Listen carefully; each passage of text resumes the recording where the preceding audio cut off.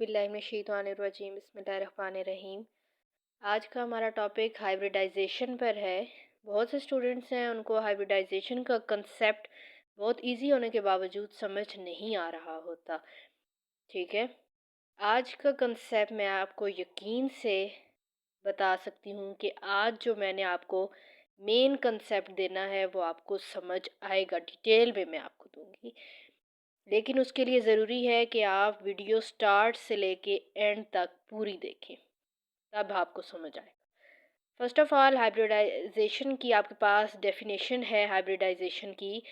उसमें क्या है कि आपके पास डिफरेंट ऑर्बिटल्स आपस में मिक्स होंगे और एक न्यू ऑर्बिटल बना देंगे जिनकी शेप और जिनकी एनर्जी जो है आपके पास सेम होगी। और इसकी डेफिनेशन को मैं आपको बहुत अच्छे तरीके से, वैसे डेली लाइफ से एग्जांपल लेके भी बहुत अच्छे से बता सकती हूँ, आपको कभी नहीं भूलिएगी। आपके पास एक जग है, जग में आपके पास पानी है। 4 जग हैं आपके पास, चारों जग में पानी है। और दूसरी तरफ 4 जग हैं जिनमें चारों में दूध पड़ा है, मिल्क। ठीक है, 4 में वाटर है और 4 में मिल्क है। आप अगर ऐसा करें कि उस आधे का पानी निकाल के उसमें आधा जो पानी, एक जग में आधा जग पानी का बचा है, उसमें ऊपर से आधा जग दूध से भर दें। इसी तरह आप सबके साथ करें, आधा जग पानी का हो आधा जग दूध का हो, उसे मिक्स कर दें तो एक नई चीज़ बनेगी। फिर आप सारे जग देखेंगे तो उनमें सेम एनर्जी, यानी कि सेम रंग की हर चीज़ होगी, सेम टेस्ट की होगी, क्योंकि इक्वल अमाउंट में आपने हाफ ही जग वाटर का है और हाफ ही मिल्क का है। चारों जग के साथ यही किया गया है। तो ये एक नई जो चीज़ बनी है, ये इसका हुलिया वगैरह सब कुछ सेम है। हाइब्रिडाइजेशन भी डेफिनेशन यही है, आप पढ़ें तो देखें आपको कैसे नहीं समझ आता। ठीक है, इसकी हाइब्रिडाइजेशन के 3 किस्म की टाइप्स हैं। sp3 हाइब्रिडाइजेशन है, sp2 हाइब्रिडाइजेशन है, sp हाइब्रिडाइजेशन है मेन। तो हम sp3 हाइब्रिडाइजेशन से अपना स्टार्ट लेते हैं। और हर हाइब्रिडाइजेशन हम देखेंगे, तीनों ये देखेंगे और तीनों की हम एग्जांपल्स देखेंगे। फर्स्ट ऑफ ऑल, सबसे पहले हम शेप्स देखेंगे कि इस हाइब्रिडाइजेशन में शेप क्या है और बॉन्ड एंगल क्या है। फिर उसकी एग्जांपल में भी ऑब्वियसली वही शेप और वही बॉन्ड एंगल होगा। ठीक है, तो आप कार्बन की ही सब में दें एग्जांपल। जब भी हाइब्रिडाइजेशन sp3 हाइब्रिड, तो आप जनरली C6 की ग्राउंड स्टेट और एक्साइटेड स्टेट लिखें। और आप पहले देखें कि आपको sp3 है ना, यानी कि आपके पास एक s और 3 p, जो एक्साइटेड स्टेट है उसमें से ले लें एक s और तीनों p इसमें आ जाएंगे sp3 में। शेप किस तरह से होती है, आप शेप फाइंड करनी है तो आप कोई भी सेंट्रल एटम लिख लें। मैं C लिख लेती हूँ central, as a central atom. तो sp3 3 और एक 4, 4 चीज़ें इसके साथ अटैच कर दें। 1 2 3 4। मैं अब देख रही हूँ कि इसकी कोई शेप जो है वो टेट्राहीड्रल टाइप है और इसका जो बॉन्ड एंगल है वो तकरीबन 110 भी नहीं, बल्कि हम कह सकते हैं 109 पॉइंट समथिंग हो सकता है।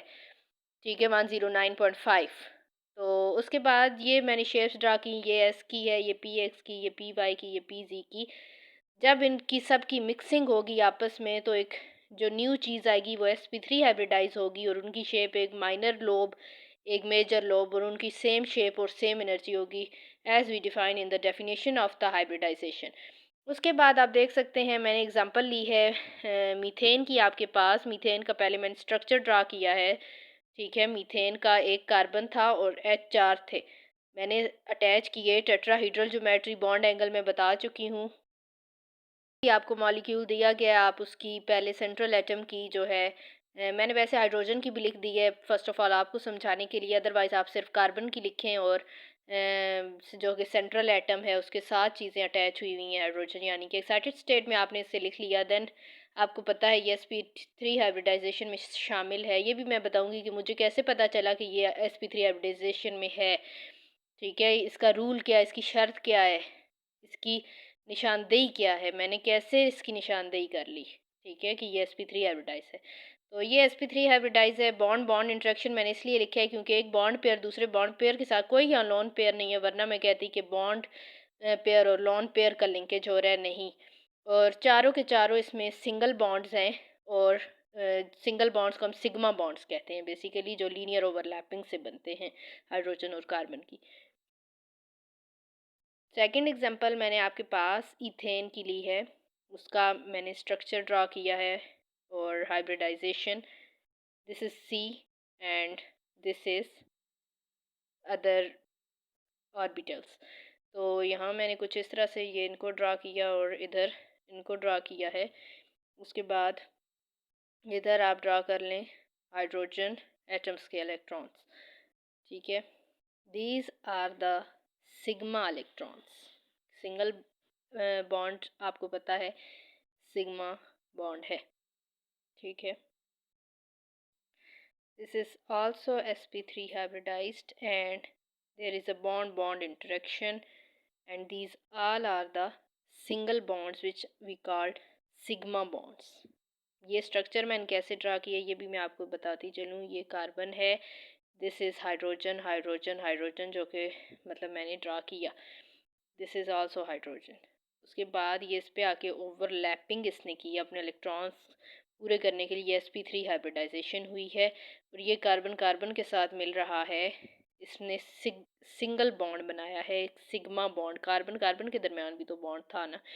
तो अगर आप इस तरह से रजिस्टर को रख के इस लिहाज से देखें, टेट्राहीड्रल ज्योमेट्री है, इस लिहाज से देखें टेट्राहीड्रल ज्योमेट्री है, बॉन्ड एंगल भी 109.5 डिग्री का ही होगा, ठीक है। ये मैंने चंद एक रूल्स लिखे हैं जो कि हम बताएंगे कि कौन से मॉलिक्यूल्स, हमें कैसा पता चलेगा sp3 हाइब्रिडाइज हैं। तो उसका जो कार्बन एटम होगा या जो भी सेंट्रल एटम होगा वो चार दूसरे एटम्स के साथ हमारे पास बॉन्डेड होगा, और वो चारों के चारों जो होंगे वो सिंगल बॉन्ड्स होंगे, या जितने भी चीज़ें हैं वो सिंगल बॉन्ड्स होंगे। चार और के साथ अटैच होगा कार्बन एटम, जो भी सेंट्रल एटम है वो चार और एटम्स के साथ अटैच होगा, और चारों जो होंगे सिग्मा बॉन्ड्स होंगे, सिंगल बॉन्ड्स होंगे। उसके बाद मैंने sp2 हाइब्रिडाइजेशन को स्टार्ट किया, बिल्कुल उसी तरह से मैंने पहले शेप्स का ही बताना था। इसमें एक s और दो p हैं, तो एक s और दो p यहाँ तक मुझे चाहिए, यानी कि ये जो एक पीछे बच गई ये अनहाइब्रिडाइज में जाएगा। मुझे तीन sp2 चाहिए, यानी कि 2 and 1 3, तो तीन sp2 चाहिए सेम शेप और सेम एनर्जी के। मैंने इसमें एग्जांपल इथीन की ली, उसका मैंने स्ट्रक्चर ड्रा किया। इथीन का आपको स्ट्रक्चरल फार्मूला भी पता है, CH2 डबल बॉन्ड CH2 ये होता है, यानी कि यहाँ किसी तरीके से डबल बॉन्ड हमारे पास जो होते हैं वो पाई बॉन्ड होता है, और जो सिंगल होता है वो आपके पास सिग्मा बॉन्ड होता है, ठीक है।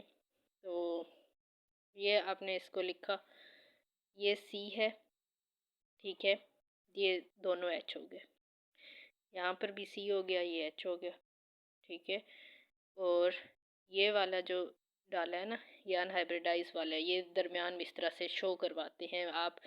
ज़्यादा बेहतर है कि आप इसको डॉट्स में शो करवा दें ताकि हमें पता चले कि ये अनहाइब्रिडाइज फॉर्म है। इस तरह से लाइंस से शो करवा दें। यहाँ पर भी बिल्कुल ये भी आपके पास अनहाइब्रिडाइज फॉर्म में मौजूद है। अब इन दोनों के दरमियान डबल बॉन्ड था, यहाँ पर भी sp2 हाइब्रिडाइजेशन हो रही थी, px है ना ये, क्योंकि वो तो यूज़ हो रहा है, ठीक है। और इधर से पी वाई भी यूज़ हो रहा है, और ये इन दोनों का आपस में लिंक होगा, पाई बॉन्ड बनेगा। ये पाई बॉन्ड इन्होंने मिलके डबल बॉन्ड बनाया है, और सारे आपके पास सिंगल बॉन्ड पड़े हैं, और ये बीच में ऐसे ही हमने ड्रा किया बिकॉज इट इज़ अनहाइब्रिडाइज, ये हाइब्रिडाइजेशन में पार्टिसिपेट नहीं हो रहा। और बॉन्ड बॉन्ड इंटरेक्शन है, बॉन्ड पेयर से मिल रहा है, bond angle is 120 degree.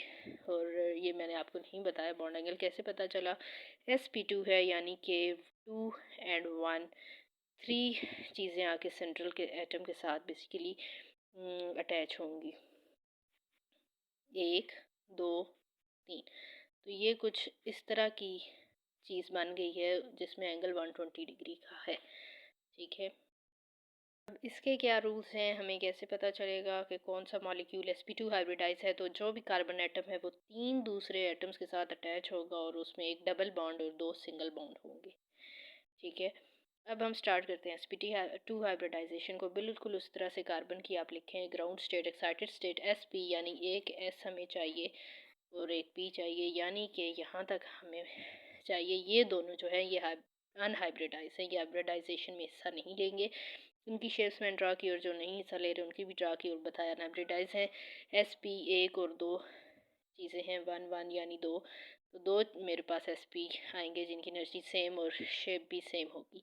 Example मैंने इथाइन की ली है, इसकी ज्योमेट्री लीनियर होगी। वो किस तरह मुझे पता चला, sp यानी कि जो भी सेंट्रल एटम है उसके साथ s और p यानी कि दो और चीज़ें अटैच होंगी। तो आप देखें कि बिल्कुल सीधा d की मदद से आप देख सकते हैं कि एंगल जो है वो 180 डिग्री का होगा और बिल्कुल सीधी लीनियर ज्योमेट्री है।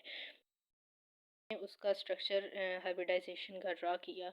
अब आप सोच रहे होंगे कि इतना बड़ा स्ट्रक्चर कैसे हो गया, हमने तो पढ़ा था सिर्फ लीनियर है। तो अभी हम देख लेते हैं। मैंने बेसिकली जो मेरा था कि CH ट्रिपल बॉन्ड CH हमने लिया था। तो ये रहा C के साथ एक S और sp हाइब्रिडाइजेशन थी। एक S हमने लिया था, एक P, यानी कि PX हमने यूज़ करना है। C आपने लगा के ये आपने लिख दिया PX, यहाँ पर भी ये वाला C लगाएं और PX लिखें। अब PY और PY और PZ दोनों अनहाइब्रिडाइज हैं, ये हिस्सा नहीं ले रहे। बेसिकली जैसे कि मैं आपको बता चुकी हूँ, इसको आप इस तरह से शो करवा दें कि ये चीज़ें जो हैं, ताकि एग्ज़ामिनर को इजीनेस हो कि जी ये अनहाइब्रिडाइज चीज़ें हैं। अब देखें ये बिल्कुल लीनियर है। ये कार्बन और इसका PX, ये कार्बन इसका PX हाइड्रोजन साथ अटैच है, यानी कि एक S साथ अटैच है, वो इधर आके इनके ऊपर अटैच कर दे, ओवरलैप करवा दें। अब ये वाली लोब इसके साथ और ये लोब इसके साथ अटैच होके पाई बॉन्ड बनेगा। यहाँ पर ये वाली इसके साथ मिलके, ये दूसरी उसके साथ मिलके एक और पाई बॉन्ड बनेगा। और तीसरा दरमियान में जो कार्बन कार्बन के दरमियान है वो, यानी कि 3 बॉन्ड बनेंगे जिन्हें हम ट्रिपल बॉन्ड कहते हैं। और एक बॉन्ड हाइड्रोजन के साथ है, इधर भी एक बॉन्ड हाइड्रोजन। अब इसके भी रूल्स हैं। कार्बन एटम जो है वो दो दूसरे एटम्स के साथ अटैच होगा और बॉन्ड्स जो हैं इसमें दो डबल बॉन्ड्स भी उस मॉलिक्यूल में हो सकते हैं, या फिर मैंने और का वर्ड यूज़ किया है, या फिर आपके पास कोई ऐसा मॉलिक्यूल भी हो सकता है जिसमें एक सिंगल और एक ट्रिपल बॉन्ड हो। ठीक है, तो वो भी आपके पास इसी में आएगा। अब इसमें हमारे पास कोई मुश्किल नहीं थी, बहुत इजी सी हमारे पास कॉन्सेप्ट था हाइब्रिडाइजेशन का, जिसमें हमने तीनों एग्जांपल्स टाइप्स को देखा, उसमें एग्जांपल्स को लिया, शेप्स बताई। अब एक चीज़ है कि मुझे कैसे पता चला कि sp3 हाइब्रिडाइजेशन में 25% हमारे पास S कैरेक्टर है के 75% P कैरेक्टर है, ये मुझे कैसे पता चला? तो इसके लिए ये 4 हैं टोटल, sp3 S1 और p3 3, 1 जमा 3 करें तो 4 आपके पास आता है। तो आप इस तरह से फाइंड कर सकते हैं, 1 डिवाइडेड बाय 4 मल्टीप्लाई टोटल 100% से करें तो 2 2 ज़ा 4, दिस वन,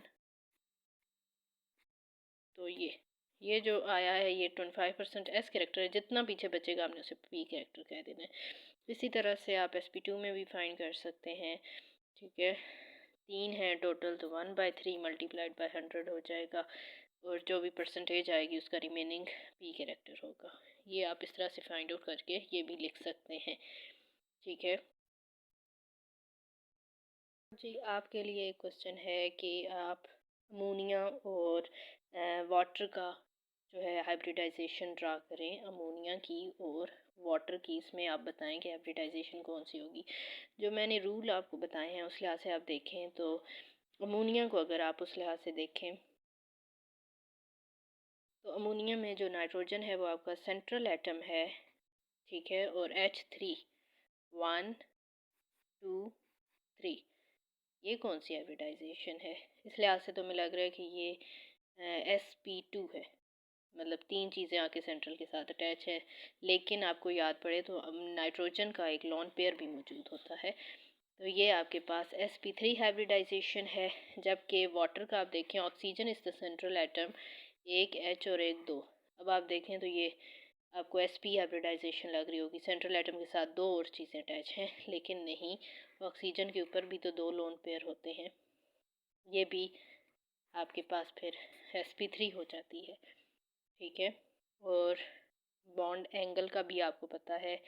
ठीक है, इसमें आपकी जो ज्योमेट्री है वो पिरामिडल है, जबकि इसमें आपकी जो ज्योमेट्री है वो एंगुलर है। ठीक है, और अमोनिया में जो आपका बॉन्ड एंगल है वो 107 आई थिंक है। ठीक है, और वो क्यों है, क्योंकि sp3 में तो 109.5 था, इसमें 105 क्यों है, डिस्टॉर्शन आ गई है लोन पेयर की खिंचाव की वजह से, और bond pair lone pair interaction है इसमें। ठीक है, इसमें भी bond pair lone pair interaction है, और लोन पेयर इंटरेक्शन भी मौजूद है। और एक और भी चीज़ है कि ये है भी ज़्यादा इलेक्ट्रोनेगेटिव। ठीक है, अब यहाँ तक आज का जो लेक्चर था वो हमारा हो गया है। उम्मीद है आप सबको समझ आई हो। फिल वक्त के लिए इजाज़त। अल्लाह हाफिज़।